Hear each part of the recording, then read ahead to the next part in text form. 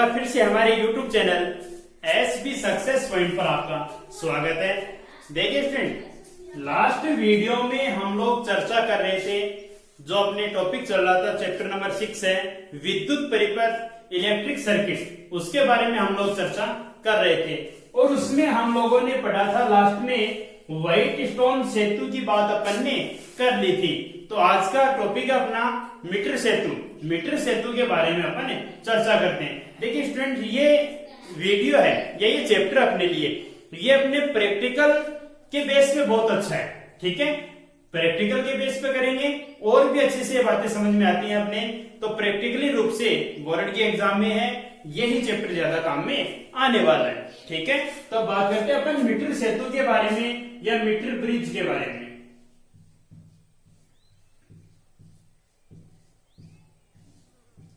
देखो, मीटर सेतु क्या होती है। सबसे पहली बात तो अपने पास कि मीटर सेतु नाम पड़ा है, इसका मतलब क्या है कि इसमें वायर है, उसकी लंबाई कितनी होती है 1 मीटर। जैसे मान लिया अपन ये कोई भी 1 मीटर का वायर है जो एक लकड़ी के बोर्ड पे 1 मीटर पैमाने के सहारे कसा होता है। ठीक है, इसके साथ में एक पैमाना लगा होता है 1 मीटर का।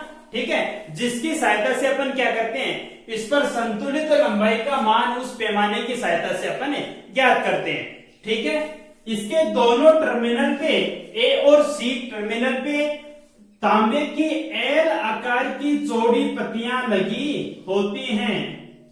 ठीक है, एल आकार की चौड़ी पत्तियां लगी होती हैं।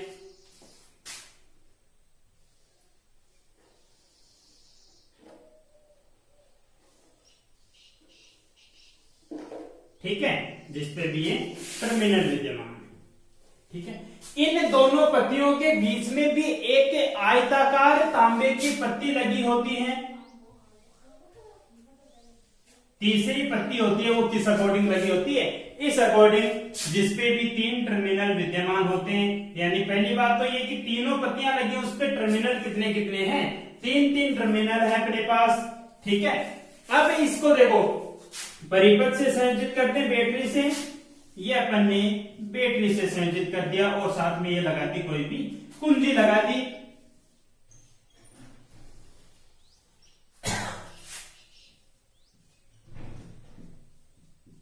ठीक है, ये बीच की पत्ती है, उस पे टर्मिनल जैसे इंडिकेट करते हैं अपन, ए हो गया, सी हो गया, इसको मान देते हैं बी। ठीक है, इसकी सहायता से बी मान रहे, डी मान लेते हैं, डी। ये देखो कितना हो जाएगा, इसकी सहायता से क्या जुड़ा रहता है, गैल्वेनोमीटर धारा मापी जुड़ा होता है। और धारा मापी का दूसरा टर्मिनल है वो किसकी सहायता से जुड़ा होता है, जो कि जे की सहायता से जुड़ा होता है, जो तार पर संतुलित लंबाई का मान ज्ञात करने के काम में आता है। ठीक है, जैसे मान लो जो कि और ये टर्मिनल अपने को मिल गया बी। ठीक है, अब इसके सारे जो पैमाना लगा है उसके अकॉर्डिंग इसके लंबाई, इस तार की लंबाई कितनी होती है, 1 मीटर की होती है, यानी 100 सेंटीमीटर की होती है। तो जैसे मान लो जहां तक अपने को संतुलित लंबाई प्राप्त हुई उसको मान लेते हैं कितना है, एल है। बाकी वैल्यू बची वो कितनी हो गई, ये कितनी हो जाएगी 100 माइनस एल। ठीक है, बचे अपने पास 2 टर्मिनल। ठीक है, तो ए और डी इस टर्मिनल के मध्य, इन दोनों के मध्य क्या जोड़ा जाता है, प्रतिरोध बॉक्स जोड़ा जाता है आरबी। अब ऐसा भी नहीं है कि अपन प्रतिरोध बॉक्स को यहीं पर जोड़े, चाहे तो अपन यहां पर भी जोड़ सकते हैं। ठीक है, दूसरा क्या है, इनके मध्य किसको जोड़ा जाता है, अज्ञात प्रतिरोध को जोड़ा जाता है। यानी अज्ञात प्रतिरोध को जोड़ दिया, इसका मतलब आप समझ गए होंगे कि मीटर सेतु किस काम में आता है। मीटर सेतु किस काम में आता है, जैसे अपन ने पहले पढ़ा था व्हाइट स्टोन सेतु, तो व्हाइट स्टोन सेतु किस काम में आया था, अज्ञात प्रतिरोध का मान ज्ञात करने के लिए काम में आता है व्हाइट स्टोन सेतु। तो मीटर सेतु भी किस काम में आता है, अज्ञात प्रतिरोध का मान ज्ञात करने के लिए काम में आता है। दूसरी बात, मीटर सेतु है वो व्हाइट स्टोन सेतु के सिद्धांत पर कार्य करता है। अब आपको थोड़ा बहुत ध्यान में आया होगा कि व्हाइट स्टोन सेतु किस सिद्धांत पर कार्य करता है। तो उसके लिए मैंने बताया था आपको कि व्हाइट स्टोन सेतु शून्य विक्षेप के सिद्धांत पर कार्य करता है। तो जब वो शून्य पे करता है तो ये तो मीटर सेतु पे व्हाइट स्टोन सेतु पे डिपेंड है, तो ये भी कौन से सिद्धांत पे कार्य करेगा, शून्य विक्षेप के सिद्धांत पर कार्य करेगा। ठीक है, दूसरी बात इसमें ध्यान रखना कि जो तार लगा होता है ए और सी के मध्य, जो 1 मीटर का तार अपन ने लगाया है, वो तार किसका होता है, वो होता है मिश्र धातु या मैग्नीज का तार अपन काम में लेते हैं। मिश्र धातु जैसे एल्निको, एल्यूमिनियम, निकल और कोबाल्ट, यानी कोई भी मिश्र धातु उनका तार अपन काम में लेते हैं। ठीक है, ये बातें मैं बताऊंगा इसके बाद कि कौन ये काम में मिश्र धातु का क्यों लेते हैं। ठीक है, ये अपन ट्यूशन के रूप में बातों को समझेंगे। ठीक है, बात समझ में डायग्राम की। अब देखो, पहले सिद्धांत इसका लिखोगे तो सिद्धांत तो क्या हो जाएगा कि ये व्हाइट स्टोन सेतु के सिद्धांत पर कार्य करता है। काम क्या आता है, अज्ञात प्रतिरोध का मान ज्ञात करने के काम में आता है। बनावट में लिखोगे तो तार एसी, ठीक है, ए और सी के मध्य 1 मीटर का तार लगा है और ए और सी टर्मिनल पे 2 एल आकार की तांबे की चौड़ी पत्तियां लगी होती हैं। ठीक है, और एक आयताकार पत्ती क्या होती है, इनके बीच में विद्यमान होती है। डायग्राम में देख सकते हो। ठीक है, बीच में विद्यमान होती है।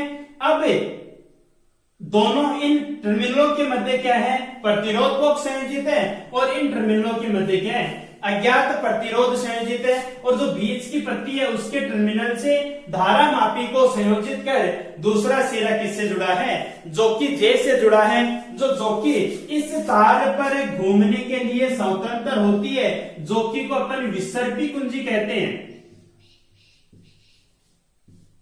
कौन सी कुंजी कहते हैं, विसर्पी कुंजी, जो इस तार को स्पर्श करते हुए क्या चलती है, ए से सी तक या सी से ए तक चलती रहती है। जो पैमाना लगा होता है उस पर भी वैल्यू है, वो दोनों तरफ इंडिकेट होती है।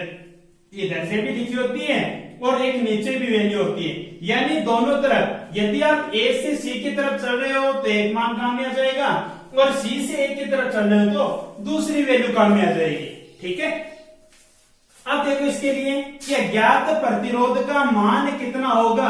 तो बात करें इसके कार्य विधि की, तो कार्य विधि में देखो अपन मान लेते हैं कि जो संतुलन लंबाई है वो एल इतनी दूरी पे अपने को प्राप्त हुई है, जो कि के द्वारा इंडिकेट होगी।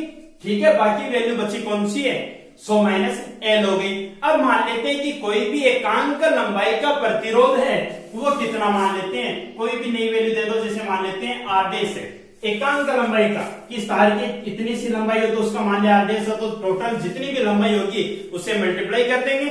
ठीक है, तो सबसे पहली बात कि एक भी भुजा का प्रतिरोध कितना हो जाएगा,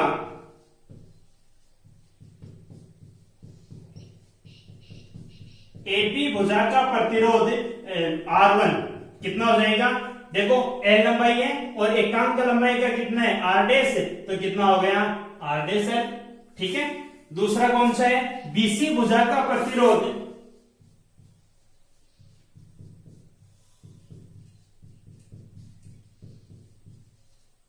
BC भुजा का प्रतिरोध कितना हो जाएगा, R2 इक्वल्स में कितना हो जाएगा R डैश और इंटू कितना है 100 माइनस L। तीसरा कौन सा, AT भुजा का A और B के मध्य जुड़ा है प्रतिरोध बॉक्स, AT भुजा का प्रतिरोध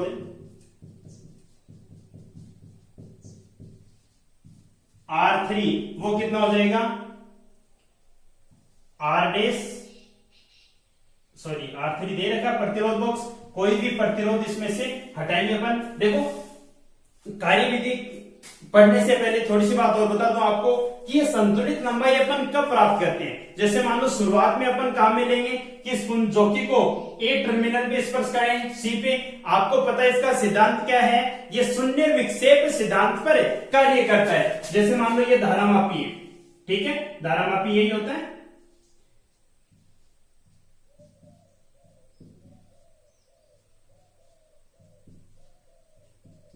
ठीक है, यानी धारा की दिशा को निरूपित करने वाली युक्ति होती है। अब जैसे मान लो इसको यहाँ पे स्पर्श कराया तो धारामापी का विक्षेप मान लो एक दिशा में इधर प्राप्त हो गया। ठीक है, तो यदि इस जोकी को सी टर्मिनल पे स्पर्श कराएंगे तो धारामापी का विक्षेप किधर होगा, इधर हो जाएगा। अब इसमें से प्रतिरोध बॉक्स में से, बॉक्स अपने पास इसमें से जितने ही ओम का प्रतिरोध हटाना है, अपन मान लेते हैं इसमें से कितने ओम का, आर ओम का प्रतिरोध हटा रहे हैं। तो आर ओम का प्रतिरोध हटाने के पश्चात संतुलन लंबाई, उसके बाद अपन जोकी को इस पर स्पर्श कराते हुए चलेंगे और अपन शून्य विक्षेप की स्थिति, देखो यहाँ पे विक्षेप ये था, अब प्रतिरोध हटाने के पश्चात इसको जैसे स्पर्श कराते आगे बढ़ेंगे तो ये इधर आती जाएगी, धारामापी की इंडिकेटर सुई है वो घूमती जाएगी और जब ये शून्य पे आ जाएगी वो पॉइंट इंडिकेट करते हैं अपन बी। ठीक है, तो जितना प्रतिरोध हटाया वो R3 कितना हो जाएगा, आर ओम। R4 चौथा कौन सा है, देखो सीटी बुझाएगा, सीटी यही बचा है, सीटी का प्रतिरोध कितना है, R4, वो अपने पास कितना, अपने S माना है जो क्या है, अज्ञात है, इसका मान अपने को ज्ञात करना है। ठीक है, अब आपको पता है कि मीटर सेतु कौन से सिद्धांत पे कार्य करता है, व्हाइट स्टोन सेतु के सिद्धांत पर ही कार्य करता है। तो कितना हो जाएगा, लगा देते हैं अपन, व्हाइट स्टोन सेतु सिद्धांत से सेतु संतुलित अवस्था से, ऐसा कहते हैं अपन, संतुलित अवस्था से, देखो संतुलित अवस्था में प्रतिबंध क्या था इसका, R1 बाई R2 इक्वल से R3 बाई R4 बन जाएगा। वैल्यू पुट कर कीजिए तो देखो कितना बनेगा, R1 की जगह तो कितना है, R dash L by R2 की जगह कितना है, R dash 100 minus L equals में R3 की जगह कितना है, R अपॉन R4 की जगह कितना है, S। ठीक है, अपने को मान किसका चाहिए, S का मान चाहिए, R डैश है तो R डैश कैंसिल हो गया, S को इधर भेज दो, S इक्वल्स में कितना बनेगा, 100 minus L into R by कितना हो जाएगा, L। ये आ जाएगा किसका मान, अज्ञात प्रतिरोध S का मान आ जाएगा। ठीक है, अब आपके दिमाग में क्वेश्चन उठ रहा होगा कि अपन ने नहीं प्रतिरोध बॉक्स यहाँ पे नहीं जोड़ के अपन कहां जोड़े, यहाँ पे जोड़े। ठीक है, तो देखो स्थिति थोड़ी सी चेंज हो जाएगी। यदि प्रतिरोध बॉक्स, इसके लिए आप ध्यान रखना, देखो प्रतिरोध बॉक्स है वो बैटरी के कौन से टर्मिनल से जुड़ा है, प्लस टर्मिनल से। कई बार एग्जाम में आपको न्यूमेरिकल देता है, आपको कंफ्यूज करने के लिए ऐसा कह देता है कि बैटरी की ध्रुवता चेंज कर देता है, प्लस इधर कर दिया माइनस इधर कर दिया, नहीं बैटरी को उल्टा कर दिया। तो देखो माइनस से प्रतिरोध बॉक्स जुड़ गया, इसका मतलब फॉर्मूला ही अपना चेंज हो गया, वो की वो बात हो जाएगी। यदि प्रतिरोध बॉक्स को यहाँ पे जोड़े तो देखो किससे आ गया, माइनस से। ठीक है, और अज्ञात प्रतिरोध प्लस से, यानी यहां से ऐसा कह सकते हैं कि यदि प्रतिरोध बॉक्स से बैटरी के ऋण टर्मिनल से जुड़ा हो तो उस समय अपने पास फॉर्मूला कितना हो जाएगा, उस स्थिति में मान कितना आएगा, S इक्वल्स में फॉर्मूला जस्ट उल्टा हो जाएगा, L अपॉन 100 माइनस L और इंटू कितना आ जाएगा, R। ध्यान रहेगा, ठीक है ना, यानी दोनों वैल्यू ये ही चेंज होंगी लंबाई वाली, बाकी फॉर्मूला वो का वो है। बस समझ गई, ध्यान रहेगा। अब देखो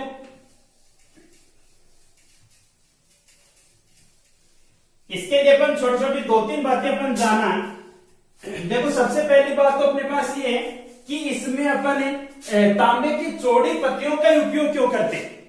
इसकी जगह अपन वायर भी लगा सकते थे, तांबे की चौड़ी पत्तियों का ही उपयोग क्यों करते हैं। क्वेश्चन अच्छे बनते हैं, कंपटीशन लायक भी क्वेश्चन बनते हैं कि तांबे की चौड़ी पत्तियों का उपयोग क्यों होता है। तो पहला क्वेश्चन अपने पास है कि मीटर सेतु में तांबे की चौड़ी पत्तियों का उपयोग क्यों किया जाता है। तो क्यों किया जाता है बता सकते हो, क्योंकि तांबे की चौड़ी पत्तियों का देखो अनुप्रस्थ काट क्षेत्रफल क्या होता है, ज्यादा होता है। अनुप्रस्थ काट क्षेत्रफल ज्यादा हो गया, एक तो वायर हो अपने पास और एक पत्ती हो, तो देखो क्षेत्रफल कौन से का ज्यादा होगा, इसका। तो क्षेत्रफल ज्यादा होने के कारण इसका प्रतिरोध क्या होता है, कम होता है, और उस कम प्रतिरोध के लिए ही अपन क्या करते हैं, तांबे की चौड़ी पत्तियों का उपयोग करते हैं। और प्रतिरोध कम क्यों होता है, आपने पिछले चैप्टर में एक फॉर्मूला पढ़ा था, R equals rho L by A पढ़ा था, यानी प्रतिरोध है वो क्षेत्रफल के क्या होता है, व्युत्क्रमानुपाती होता है। तो क्षेत्रफल ज्यादा होगा तो प्रतिरोध का मान कम होगा। ठीक है, तो पहली बात तो ध्यान रखना कि तांबे की चौड़ी पत्तियों का उपयोग उसका क्षेत्रफल ज्यादा होने के कारण उसका प्रतिरोध कम होता है, इसीलिए अपन तांबे की चौड़ी पत्तियों का उपयोग करते हैं। ठीक है, दूसरी बात अपने पास है कि अपन यहां से जो तार अपन ने लिया एसी, वो मिश्र धातु या मैग्नीन का ही काम में क्यों लेते हैं, मिश्र धातु या मैग्नीन का ही काम में क्यों लेते हैं? क्यों? क्योंकि आपको पता है कि मिश्र धातु है उसकी प्रतिरोधकता क्या होती है, अधिकतम होती है, मैक्सिमम उच्च होती है उसकी। ठीक है, और प्रतिरोधकता उच्च होगी तो उसका प्रतिरोध ताप गुणांक क्या हो जाएगा, कम हो जाएगा। ठीक है, यानी टेम्परेचर का प्रभाव क्या होगा इस पे, कम होगा। तो इसी कारण क्या लिया जाता है, इसी तार को मिश्र धातु या मैग्नीन का लिया जाता है। सीक्वेंस में ध्यान रखना कि मिश्र धातु या मैग्नीन की प्रतिरोधकता उच्च होती है और प्रतिरोधकता उच्च होने के कारण प्रतिरोध ताप गुणांक का मान क्या होता है, कम होता है। ठीक है, तीसरी बात अपने पास आती है कि अपन जो संतुलन लंबाई प्राप्त करते हैं वो लगभग सेंटर में प्राप्त करते हैं। अपन वो सेंटर में प्राप्त क्यों करते हैं, क्योंकि मध्य के अंदर मीटर सेतु की सुग्राह्यता है या धारामापी की सुग्राह्यता है वो क्या होती है, अधिकतम होती है, इसीलिए संतुलन लंबाई अपन लगभग मध्य में प्राप्त करते हैं। ठीक है, अब देखो इस पे बेस एक छोटा सा एग्जांपल और देख लेते हैं अपन। जैसे मान लो कि अपन वैल्यू कैलकुलेट कैसे करें, जैसे आपको क्वेश्चन दे दिया कि ये एल तो आपको दे दिया 40 सेंटीमीटर, आपकी नोटबुक का क्वेश्चन है 40, और ये आपके दे दिया 40 है तो 100 माइनस है, ये तो 60 बच जाएगा अपने आप ही। ठीक है, ये प्रतिरोध आपको दे रखा है 3 ओम। ठीक है, और इस प्रतिरोध का मान आपसे पूछा है। ठीक है, ये बैटरी की डायरेक्शन है, बैटरी की वोल्टेज आपको दे दी कितनी है, 6 वोल्ट। तो ये कह रहा है कि मीटर सेतु संतुलित अवस्था में है तो अज्ञात प्रतिरोध का मान ज्ञात कीजिए और इसमें प्रवाहित धारा का मान भी ज्ञात कीजिए। क्वेश्चन समझ में आया, इसमें प्रवाहित। तो देखो अभी अपन ने, अब बताओ आप इसमें फॉर्मूला कौन सा काम में लोगे, दो फॉर्मूले पढ़े अपन ने, एक तो 100 माइनस एल अपॉन में एल इंटू आर, दूसरा पढ़ा अपन ने एस इक्वल्स में एल अपॉन में 100 माइनस एल इंटू आर। बताओ देखिए कौन सा काम में लोगे, आप कौन सा काम में लोगे। देखो अभी मैंने कहा था कि यदि प्रतिरोध बॉक्स है वो बैटरी के ऋण टर्मिनल से जुड़ा है, जुड़ा हुआ है, देखो 3 ओम दे रखा है तो प्रतिरोध का मान दे रखा है वो किससे, बैटरी के ऋण टर्मिनल से जुड़ा है। तो इसकी वैल्यू देखो कौन सी, ऋण टर्मिनल से जुड़ा, तो फॉर्मूला कौन सा बन जाएगा, ये वाला, पुटअप कर दो मान, एस इक्वल्स में एल तो कितना है 40 सेंटी अपॉन में 100 माइनस एल। अब देखो कहीं ये मत कर देना कि एल ये है और 100 माइनस एल दूसरी वैल्यू पे चलो तो 100 माइनस 60 कर दो, ये 100 माइनस एल ही दे रखा है। टोटल मान कितना होता है 100 सेंटी, 40 ये दे दिया तो ये कितना था 100 माइनस एल, यानी 100 में से 40 गए कितने बचे 60, तो ये तो सीधा मान ही दे रखा 60, तो कितना 60 इंटू आर कितना अपने पास से 3 है। ठीक है, तो कितना हो जाएगा, यानी 2। एस का मान कितना आ जाएगा 2 ओम। बात समझ गई, जो अज्ञात प्रतिरोध है उसका मान तो कितना हो जाएगा 2 ओम। अब इसके अलावा आपसे पूछा है कि इसमें प्रवाहित धारा का मान भी ज्ञात कीजिए। तो देखो धारा प्रवाहित टोटल अपन ज्ञात करें तो सबसे पहले तो अपने पास प्रतिरोध कितने हो गए 2 और 2, इसका मान आ गया कितना 2 ओम। अब दोनों प्रतिरोध देखो कौन से क्रम में जुड़े हैं, क्योंकि टोटल प्रतिरोध ही लेना पड़ेगा। टोटल कितने हैं 3 और 2 श्रेणी क्रम में तो 5 हो गया, यानी प्रतिरोध कितना हो गया 5 ओम। ठीक है, आई का मान चाहिए अपन, आप जानते हो V इक्वल्स में कितना होता है आई आर, यानी I इक्वल्स में कितना हो जाएगा V by R. I equals में V कितना दे रखा आपको 6 वोल्ट और R कितना है 5, तो I इक्वल्स में कितना हो जाएगा 1.2, कितना आ जाएगा 1.2 एम्पियर मान हो जाएगा किसका, इसमें प्रवाहित धारा का मान हो जाएगा। ठीक है, बाकी इसके बेस एग्जांपल क्वेश्चंस आपकी टेक्स्ट बुक में हैं तो उनको आप सोल्व करने का प्रयास कीजिए। आज के लिए इतना ही काफी है, धन्यवाद।